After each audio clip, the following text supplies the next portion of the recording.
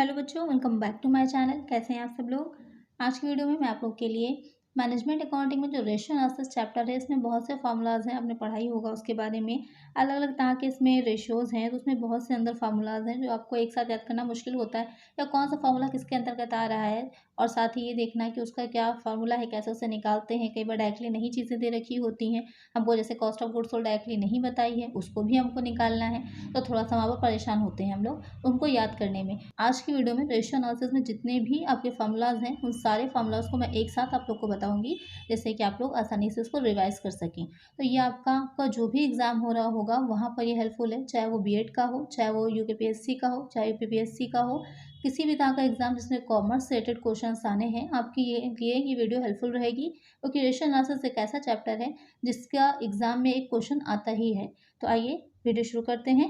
Video शुरू करने से पहले अगर वीडियो अच्छी लगेगी आपको और वीडियो आपके लिए हेल्पफुल होगी, तो आप लोग लाइक ज़रूर करिएगा और चैनल को सब्सक्राइब ज़रूर करिएगा। आइए शुरू करते हैं। तो रेशियो एनालिसिस में आपका जो मेन 4 चरण होते हैं। सबसे पहले क्या होता है, संबंधित समकों का चयन किया जाएगा, अनुपातों की गणना होती है, उनकी तुलना की जाती है, उसके बाद उनका निर्वचन होता है। ये 4 उसके स्टेप्स होते हैं। उसके बाद आप देखते हैं अनुपातों का वर्गीकरण। वर्गीकरण की भी बात करें हम, तो सबसे पहला हो जाता है लाभदायकता अनुपात, प्रॉफिटेबिलिटी रेशियोज आते हैं, जिसमें पहला हो जाता है ग्रॉस प्रॉफिट रेशियो। कैसे निकाला जाएगा, gross profit upon net cell into 100 हो जाएगा। नेट सेल कैसे निकालनी है, फॉर्मूलाज आप लोग देखते चलिए। टोटल सेल्स में से क्या करते हैं, सेल्स रिटर्न को हम लेस कर देते हैं। और ग्रॉस प्रॉफिट कैसे निकालना है, net cell minus cost of goods sold हो जाएगा। उसके बाद दूसरा फॉर्मूला आ जाता है net profit ratio, net profit upon net cell into 100। Net profit कौन सा लेना है, आफ्टर टैक्स वाला लेना है। उसके बाद आ जाएगा नेट ऑपरेटिंग प्रॉफिट रेशियो। कैसे निकलेगा, net operating profit upon net cell into 100। ये जितने भी जो स्टार्टिंग में आपके लाभ प्रॉफिटेबिलिटी रेशियोज के दे रखे होंगे, उन सब में इंटू 100 किया जाएगा, क्योंकि वो परसेंट में निकलते हैं, ध्यान रखिएगा। यहाँ पर नेट ऑपरेटिंग प्रॉफिट कैसे निकलता है, net profit minus non operating income plus non operating expenses. यहाँ पर आपको जो नॉन ऑपरेटिंग इनकम है उसको लेस कर देना है, और जो एक्सपेंसेस होंगे उसको ऐड कर देना होगा। निकल आएगा आपका नेट ऑपरेटिंग प्रॉफिट। अब आ जाता है नेक्स्ट ऑपरेटिंग रेशियो। ये क्या होगा, operating cost upon net cell into 100 हो जाएगा। ऑपरेटिंग कॉस्ट क्या हो जाएगी, cost of goods sold plus operating expenses, जिसमें कौन से आ जाएंगे, एडमिनिस्ट्रेटिव, सेलिंग एक्सपेंसेस और फाइनेंसिंग एक्सपेंसेस। यहाँ पर एक चीज़ का ध्यान रखिएगा, कभी कभी क्वेश्चन थोड़ा सा घुमा करके पूछता है, ऑपरेटिंग रेशियो दे देता है और आपसे कहता है कि नेट ऑपरेटिंग प्रॉफिट रेशियो निकालिए। तो नेट ऑपरेटिंग प्रॉफिट रेशियो और ऑपरेटिंग रेशियो, इन दोनों का जो इक्वल होता है वो 100 होता है। जैसे 70% अगर आपको बता देगा ऑपरेटिंग रेशियो, तो 100 माइनस 70 हो जाएगा। 30% जो निकल के आएगा वो हो जाएगा नेट ऑपरेटिंग प्रॉफिट रेशियो। एक सिंपल सा क्वेश्चन है, डायरेक्टली दे देता है, लेकिन हमें इन्फॉर्मेशन नहीं होती, इसलिए हमसे गलत हो जाता है। नेक्स्ट हो जाएगा expenses ratio, expenses upon net cell into 100। जो भी एक्सपेंसेस पे निकालना होगा उसको ऊपर रख दीजिएगा, नीचे नेट सेल इंटू 100 हो जाएगा।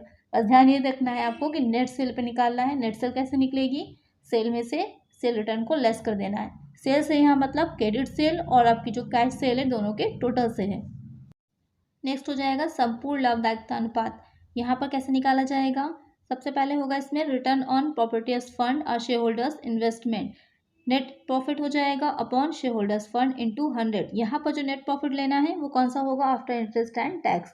यहाँ पर आपको इंटरेस्ट को भी लेस करना होगा, जो डिबेंचर्स पर या लोन्स पर दिया जाता है उसको भी यहाँ पर आपको लेस करना होगा। उसके बाद जो नेट प्रॉफिट निकल के आएगा।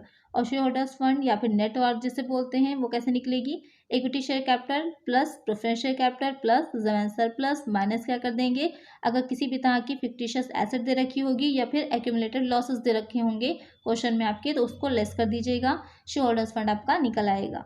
नेक्स्ट होगा रिटर्न ऑन इक्विटी कैपिटल। तो ये दो तरह से निकलेगा। पहला होगा return on equity share holders fund, net profit upon में आ जाएगा equity share holders fund into 100। Net profit कौन सा होगा, नेट प्रॉफिट जो होगा वो after interest, tax plus preference dividend, यानी तीनों चीज़ों को लेस करना है। जो पहला वाला हमने निकाला है उसमें सिर्फ हम इंटरेस्ट और टैक्स को लेस करते थे, प्रेफरेंस डिविडेंड को नहीं। यहाँ पर हमको प्रेफरेंस डिविडेंड को भी लेस करना होगा। और जो इक्विटी कैपिटल है हमारी, उसमें भी हमको जो प्रेफरेंस शेयर कैपिटल है उसको ऐड हम नहीं करेंगे, बाकी सेम फार्मूला रहेगा आपका निकालने का, क्योंकि हम यहाँ पर इक्विटी शेयर होल्डर्स के लिए निकाल रहे हैं इसलिए। फिर आ जाएगा return on equity capital, net profit upon paid up equity capital into 100 हो जाएगा। तो यहाँ पर जो पेड अप इक्विटी कैपिटल है जो नेट प्रॉफिट है वो वही रहेगी आपका जो पहले हमने निकाला था फर्स्ट वाले में, और जो पेड अप इक्विटी कैपिटल है तो समता पूंजी की चुकता राशि वो ली जाएगी यहाँ पर, वो निकल आएगा आपका रिटर्न ऑन इक्विटी कैपिटल। फिर थर्ड हो जाएगा आपका रिटर्न ऑन कैपिटल एम्प्लॉयड।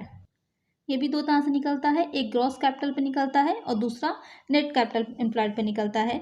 जो return on gross capital employed होगा उसमें क्या करेंगे, नेट प्रॉफिट, यहाँ पर ध्यान रखिएगा बिफोर इंटरेस्ट एंड टैक्स लेना है। इससे पहले हमने आफ्टर इंटरेस्ट एंड टैक्स लिया था, यहाँ पर बिफोर इंटरेस्ट एंड टैक्स लेंगे।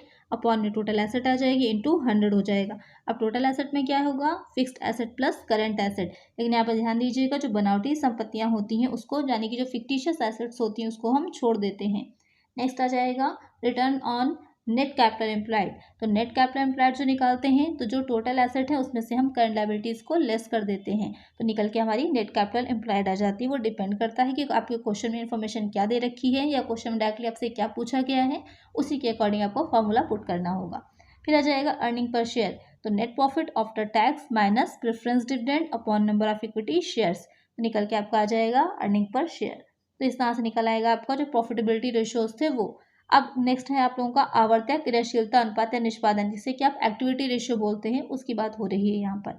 अब देखते हैं ये कैसे हैं, इनको ध्यान दीजिएगा। यहाँ पर इंटू 100 नहीं करना है क्योंकि ये टाइम्स में निकलते हैं, गुना में निकलते हैं। इसमें पहला हो जाएगा stock turnover ratio, cost of goods sold upon average stock of inventory. तो कॉस्ट ऑफ गुड्स सोल्ड अभी तक आपको पता ही होगा कैसे निकाली जाती है। सेल दे रखी होगी, प्रॉफिट दे रखा होगा तो सेल में से प्रॉफिट लेस कर दीजिएगा, कॉस्ट ऑफ गुड्स सोल्ड निकल आएगी। अब यहाँ पर एवरेज स्टॉक जो होता है, एवरेज स्टॉक निकालने के लिए जो opening stock plus closing stock upon 2 question में आपके दे रखा होगा, तो अगर यहाँ पर 2 नहीं दे रखे होंगे तो दूसरा हो सकता है आपको निकालना हो, तो क्वेश्चन के अकॉर्डिंग रहेगा, उसे देख लीजिएगा।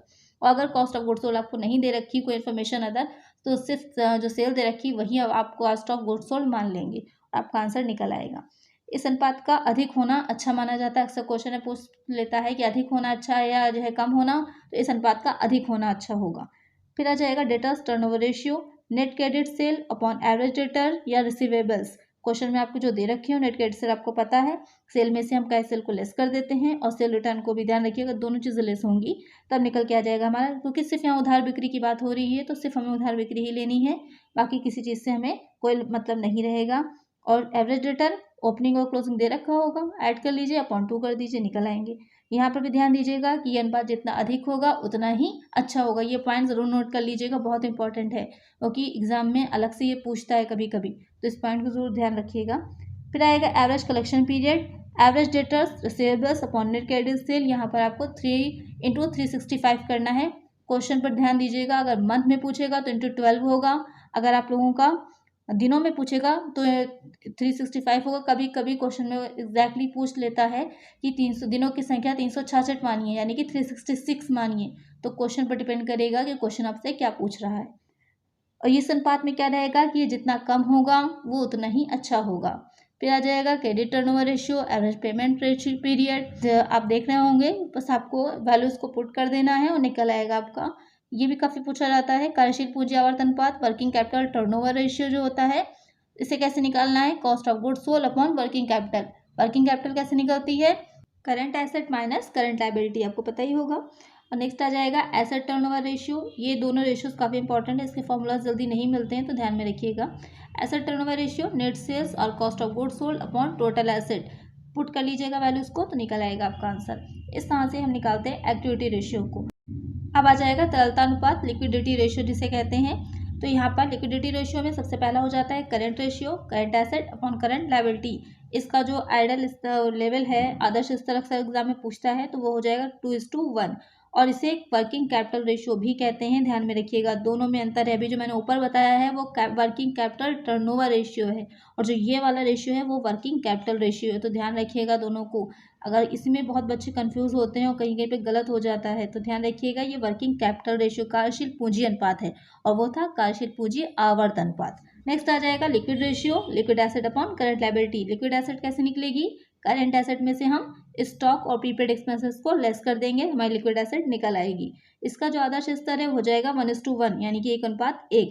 और इसे त्वरित अनुपात या फिर अम्लपरक अनुपात भी कहते हैं। अगर हिंदी मीडियम से हैं आप लोग तो कंफ्यूज हो जाएंगे, वहाँ पर कि कई नाम हैं, तो ये भी ध्यान में रखिएगा। उसके बाद आ जाएगा absolute liquid ratio, absolute liquid asset upon liquid liabilities, इसका आदर्श स्तर क्या होगा 0.5:1 हो जाएगा। मैंने इसके रिलेटेड आप लोग को क्वेश्चंस भी कराए हैं जो वीडियोस में, तो वहाँ पर आप लोग देख लीजिएगा। मैनेजमेंट अकाउंटिंग की वीडियोस पढ़ी हैं, वहाँ पर काफ़ी इससे रिलेटेड क्वेश्चंस मैंने लिए हैं, तो उनको देख लीजिएगा आप, लिंक डिस्क्रिप्शन में मिल जाएगा आपको इस वीडियो के। उसके बाद यहाँ पर जो हम ये एब्सोल्यूट लिक्विड यानी एसेट निकाल रहे हैं, तो उसे कैसे निकालेंगे, तो उसमें सिर्फ हम इन 3 चीज़ों को ऐड करते हैं, cash in hand, cash at bank और मार्केटेबल सिक्योरिटीज़, बस। बाकी आपका सेम वैसे ही निकलेगा। ये हो जाएंगे आपके लिक्विडिटी रेशियो, तरलता अनुपात। अब आ जाते हैं शोधन क्षमता अनुपात, सॉल्वेंसी रेशियो। इसमें पहला हो जाएगा ऋण क्षमता अनुपात, डेब्ट इक्विटी रेशियो, बहुत पूछा जाता है एग्जाम में। कैपिटल गियरिंग रेशियो, डेब्ट इक्विटी रेशियो और सॉल्वेंसी रेशियो, ये 3 बहुत पूछे जाते हैं एग्जाम में। तो डेब्ट इक्विटी रेशियो हो जाएगा आपका लॉन्ग टर्म डेब्ट अपॉन शेयर होल्डर्स फंड, या फिर इसको इस तरह भी निकाल सकते हैं आप, outside fund upon owners equity. तो यहाँ पर आउटसाइड फंड क्या हो जाएगा, long term loan plus short term loan plus current liabilities, और ओनर्स इक्विटी क्या होता है, equity plus preference plus capital reserve and surplus plus क्या हो जाएगा, रिटेन अर्निंग अगर क्वेश्चन में हो या फिर सिंकिंग फंड हो, माइनस क्या हो जाएगा, फिक्टिशियस एसेट्स। इस तरह से निकल के आ जाएगा आपका ओनर्स इक्विटी, और इसका आदर्श स्तर क्या होता है 2:1। नेक्स्ट आ जाएगा पूंजी मिलान अनुपात, capital gearing ratio, equity share capital plus reserve and surplus, preference capital plus long term loans. ये हो जाएगा आपका इसको निकालने का फॉर्मूला। यहाँ पे एक चीज ध्यान रखिएगा कि जब समता धानियों के कोष स्थिर आय वाली पूंजी से कम हो तो इसे पूंजी को उच्च दंतीकरण कहेंगे। क्वेश्चन में पूछा जाता है ये उच्च दंतीकरण निम्न दंतीकरण क्या है। जब ऐसा प्रारंभ होगा तो ऐसा का निम्न दंतीकरण लाभदायक होता है। तो ये पॉइंट्स को ध्यान में रखिएगा, इसको याद कर लीजिएगा, पूछ सकता है एग्जाम में, तो आपको आंसर आराम से निकल आएगा। थर्ड हो जाएगा सॉल्वेंसी रेशियो, इसे कैसे निकालना है, total asset upon total external liabilities. तो इस तरह से आपके ये रेशियो जो हैं, जो इंपॉर्टेंट फॉर्मूलाज थे वो मैंने अलग से तैयार करके आप लोग को दिए, जिससे कि आप आसानी से उसे याद कर सकें। किसी भी तरह का कॉमर्स का कॉम्पिटिटिव एग्जाम है, ग्रेजुएशन का भी आपका एग्जाम है, तो भी ये फॉर्मूलाज आपके लिए बहुत हेल्पफुल होंगे। आई होप आपको वीडियो अच्छी लगी होगी। अगर वीडियो अच्छी लगी है, आपके लिए हेल्पफुल रही है, तो वीडियो को ज़रूर लाइक कर दीजिएगा और चैनल को सब्सक्राइब भी ज़रूर कर दीजिएगा, और ज़्यादा से ज़्यादा फ्रेंड्स के साथ इस वीडियो को शेयर भी कर दीजिएगा, जिससे उनकी भी हेल्प हो सके। मिलते हैं नेक्स्ट वीडियो में। Thank you.